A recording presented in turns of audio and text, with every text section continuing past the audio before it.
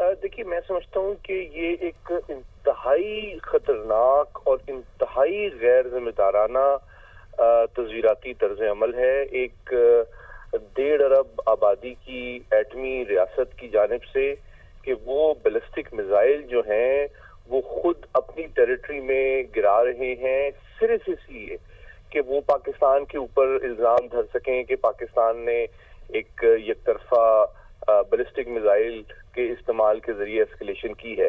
तो मैं इसको कहता हूं कि ये न्यूक्लियर सेबर रेटलिंग से लेके एक यूं समझ लें कि एक स्ट्रेटेजिक फॉल्स फ्लैग ऑपरेशन आज इन्होंने किया है। हम 2 दिन से उनका जो झूठ है, जिसके बड़े तफसीली ब्रीफिंग DGISPR ने आज दिन में भी दी है, वो उसको एक और लेवल पे इंफॉर्मेशन वॉर को स्ट्रेटेजिक लेवल पे एस्केलेट किया है इन्होंने।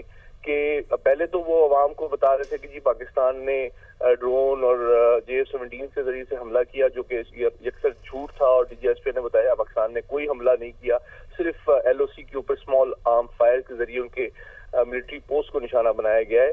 लेकिन अगर वो बैलिस्टिक मिसाइल अपने ही मुल्क पे, अपनी ही आबादी और अपनी ही टेरिटरी पे गिरा रहे हैं, तो आप इससे अंदाजा लगाएं कि उनकी जहनी हालत क्या है, कि वो पाकिस्तान को ब्लेम करने के लिए और दुनिया में बदनाम करने के लिए कितने डेस्परेट हैं कि वो खुद अपने ही मुल्क पर, अपनी ही आबादी पर, अपनी ही टेरिटरी पर बैलिस्टिक मिसाइल फायर कर रहे हैं, ताकि पाकिस्तान को ब्लेम किया जा सके और पाकिस्तान के खिलाफ जो है इस किस्म की गैर जिम्मेदाराना हरकत को जस्टिफाई किया जा सके। तो मैं तो इस पे समझता हूं कि ये इंटरनेशनल पीस से बड़ा खतरा है, जो तो बल्कि UN में रिस्पॉन्सिबिलिटी टू प्रोटेक्ट के क्लॉज को कंसिडर करना चाहिए।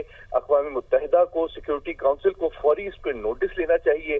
जो मेजर पावर्स हैं उनको फौरन इसमें देखना चाहिए कि एक मुल्क पाकिस्तान को बदनाम करने के लिए खुद अपने मुल्क के ऊपर, अपनी आबादी के ऊपर, अपनी टेरिटरी के ऊपर बैलिस्टिक मिसाइल जो बरसा रहा है, ये मैं समझता हूँ सर तो बात बहुत आगे निकल चुकी है। इंटरनेशनल कम्युनिटी बिलखुसूस अमेरिका और अक़वाम मुत्तहिदा को अब तक तो कोई ना कोई इस पर इक़दाम, कोई ना कोई बात करनी चाहिए थी, किसी ना किसी किस्म का कोई फुल स्टॉप लगाना चाहिए था। खैर, आप समझते हैं कि गुरपतवंत सिंह का जो बयान आया, फिर उसके बाद सिखों की जानिब से जो एक झुकाव पाकिस्तान की तरफ हमने देखा, ख़ास करके भारतीय फ़ौज के अंदर जो सिख हैं उनकी तरफ से भी कुछ इस तरह का तासुर आया कि हम पाकिस्तान के ख़िलाफ़ जंग के हामी नहीं हैं, तो भारत अब बौखलाहट का शिकार है। अब वो पंजाब में इस तरह से कार्रवाइयां कर रहा है ताकि जो पंजाब के सिख हैं वो भी भारत के खिलाफ हो जाएं, पाकिस्तान के खिलाफ हो जाएं।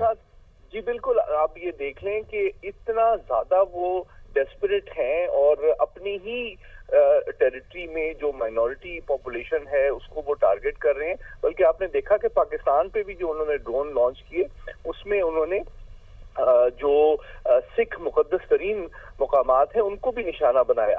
तो यूं लगता है कि कश्मीरियों, पाकिस्तानियों के साथ साथ जो सिखों की नस्ल कुशी तो वो 40 साल से कर रहे हैं, लेकिन अब वो आप यूं समझें कि बैलिस्टिक मिसाइल्स के जरिए और ड्रोन्स के जरिए भी उनको निशाना बना रहे हैं। तो मैं समझता हूं कि जो दुनिया की गयूर और जुर्रतमंद जो सिख कम्युनिटी है वो इसका फौरी तौर पे नोटिस लेगी, और मैं नहीं समझता कि इससे वो उनको दबा सकते हैं। बल्कि जो आज़ादी की आवाज़ और तहरीकें पूरी दुनिया में जो सिख पॉपुलेशन में अराउंड द वर्ल्ड चल रही हैं, उसको एक नई जिला भी मिलेगी। और इसका जो रिस्पांस है वो सिर्फ मैं समझता हूँ जो अमृतसर का या जो मशरकी पंजाब है वहीं तक महदूद नहीं रहेगा, बल्कि सिख कम्युनिटी जो कनाडा, बरतानिया, ऑस्ट्रेलिया, न्यूजीलैंड में है वो भी इसका बहुत सख्त नोटिस लेगी कि उनके मुकद्दस मकामात पे और उनकी जो पीसफुल सिविलियन पॉपुलेशन है उसके ऊपर पहले ड्रोन और अब जो है वो बैलिस्टिक मिसाइल्स फायर किए जा रहे हैं।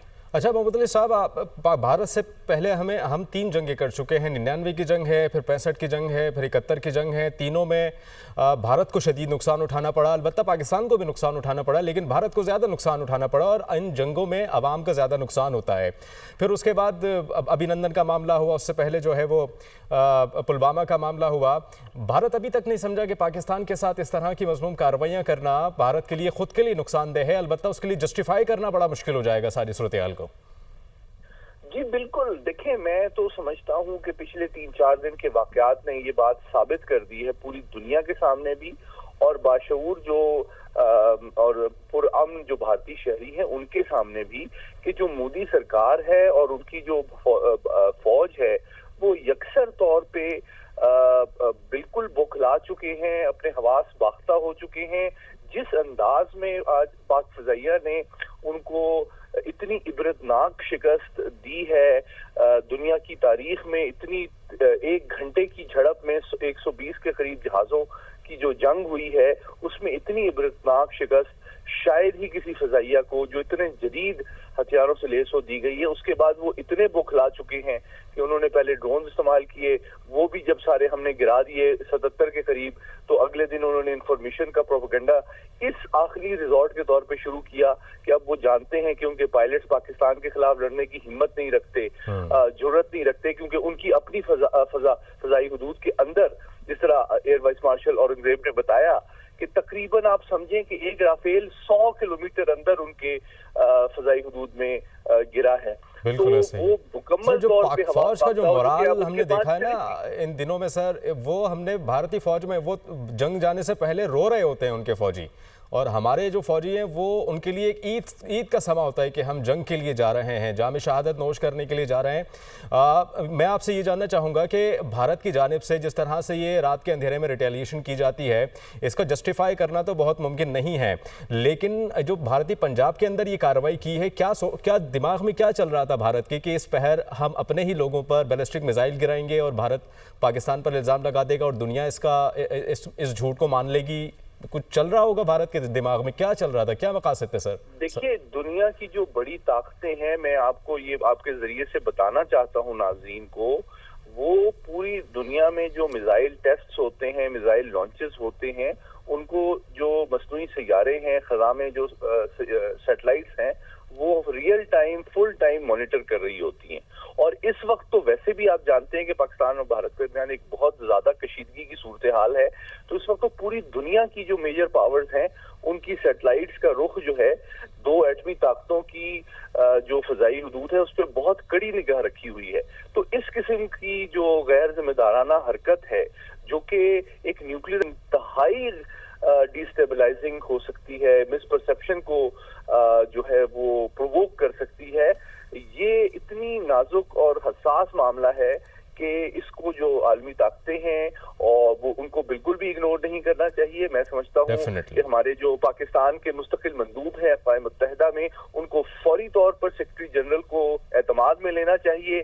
हम इस वक्त नॉन परमानेंट मेंबर हैं सिक्योरिटी काउंसिल के, उनको भी फौरी तौर पे इन्फॉर्म करना चाहिए, ताकि अगर इसके बाद कोई इस किस्म की इंतहाई गैर जिम्मेदाराना हरकत के बाद कोई एस्केलेशन होती है तो उसके यकसर जिम्मेदारी और नतायज जो हैं वो भारत के ऊपर डाली जा सके। ठीक है। अच्छा सर, ये जिस तरह से हम देख रहे हैं, गुज़श्ता रोज़ हमने देखे कि कई दर्जनों ड्रोन्स पूरे पाकिस्तान से पाक फ़ौज की जानिब से और सिक्योरिटी फोर्सेस की जानिब से पकड़े गए। भारत की जानिब से ऐसा कौन सा मकसद है जो हासिल करना चाह रहा है? जंग कोई किसी भी मसले का सोल्यूशन नहीं होता, जंगों से अवाम, मईशत, ममालिक, रियासतें तबाह होती हैं। तो दूसरा रास्ता क्या समझते हैं आप? अगर मिल बैठ कर अगर बात भी करें भारत के साथ, तो क्या रास्ता हो सकता है? भारत जो है जंग का रास्ता ही क्यों इख्तियार कर रहा है आपकी नज़र में? देखिए, मैं समझता हूँ आपके जो सवालात हैं वो बड़े अहम हैं, लेकिन उनमें ये तवक्को पिन्हा है कि आप एक रैशनल, मुतवाज़िन, जिम्मेदार रियासत के हवाले से बात कर रहे हैं, जो कि हकायक हमने पिछले 3-4 दिन में देखे हैं। उसमें जो भारत का इंतहाई गैर जिम्मेदाराना तज़वीराती तर्ज अमल सामने आया है, उससे ये बात साबित हो गई है कि भारत जो है सिर्फ इस खित्ते के नहीं बल्कि पूरे आलमी अमन और सलामती के लिए एक बढ़ता हुआ खतरा है। और वो ममालिक जो एक अपनी कोताह नजरी या शॉर्ट टर्म इंटरेस्ट के लिए उनको अब जदीद तरीन एटमी टेक्नोलॉजी, मिसाइल टेक्नोलॉजी, जदीद तरीन लड़ाका तैयारे राफेल जैसे उनसे लेस कर रहे हैं, उनको बेच रहे हैं, उनके लिए खुद ये एक लम्हा फिक्रिया होना चाहिए कि उनके हथियारों को कितना गैर मोहतात अंदाज में रखा और इस्तेमाल किया जा रहा है, और कि वो खुद जो इनकी टेक्नोलॉजी है वो उनके मुल्क के अंदर इस्तेमाल हो रही है, पीसफुल सिटीजन्स के ऊपर, अपनी शहरी आबादी के ऊपर या अपनी माइनॉरिटीज के ऊपर, ताकि पाकिस्तान को ब्लेम किया जा सके। ये डेस्परेशन का आप समझें कि इंतहा है, जिससे ज्यादा मजीद जो है पागलपन की कोई तवक्को किसी भी एटमी रियासत की क़यादत और फौजी लीडरशिप से नहीं की जा सकती। कि जनाब वो इतने हवास बाख्ता उनको पाकिस्तान की जो पिछले 3 दिन में कामयाबियां हैं उसके बाद हो गए हैं कि उनको पता है कि सिर्फ झूठ के जरिए से या अपनी ही टेरिटरी में मिसाइल्स को गिरा के पाकिस्तान को ब्लेम करने के अलावा अब आंखों में आंखें डाल के पंजा आजमाई करना उनके लिए यकीनी तौर पे ऑप्शन और पॉसिबल है ही नहीं।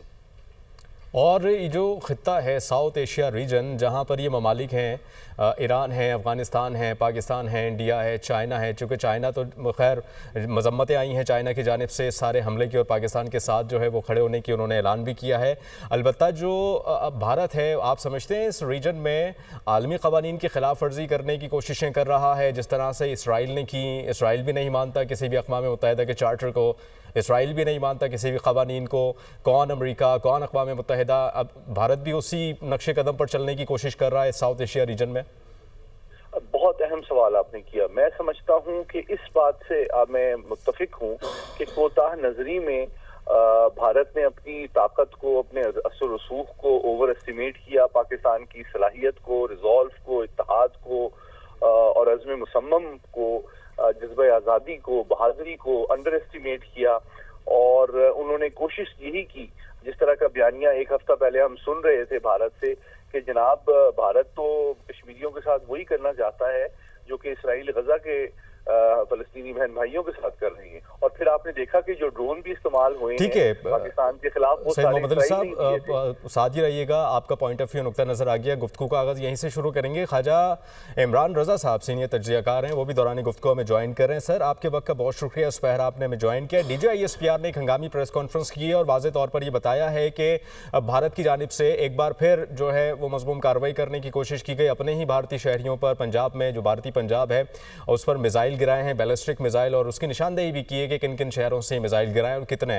एक बार फिर भारत की जानिब से ये पाकिस्तान पर इल्ज़ाम लगाया जाएगा कि ये पाकिस्तान ने किया है ये, और आम शहरियों पर निशाना दागा है पाकिस्तान की जानिब से।